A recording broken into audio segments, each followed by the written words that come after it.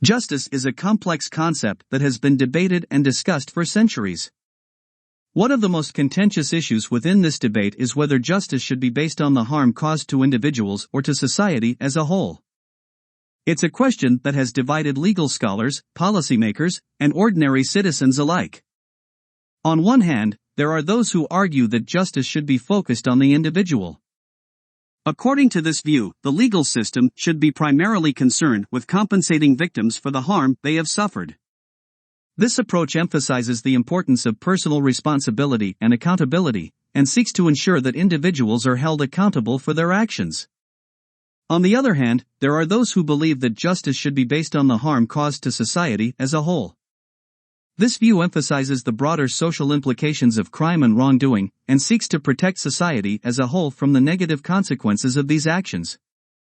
From this perspective, punishing individuals for their crimes is not enough. The legal system must also work to deter others from engaging in similar behavior. There are valid arguments to be made on both sides of this debate. On one hand, focusing solely on individual harm can sometimes lead to a narrow and limited understanding of justice. For example, if a wealthy individual causes significant harm to a less affluent victim, it may be difficult for the victim to receive just compensation without broader societal changes to address systemic inequalities. On the other hand, focusing solely on societal harm can sometimes lead to an overemphasis on punishment and deterrence, at the expense of rehabilitation and restorative justice. This can result in a legal system that is overly harsh and punitive, and that fails to address the underlying causes of crime and wrongdoing. Ultimately, the question of whether justice should be based on the harm caused to individuals or to society as a whole is a complex one that defies easy answers.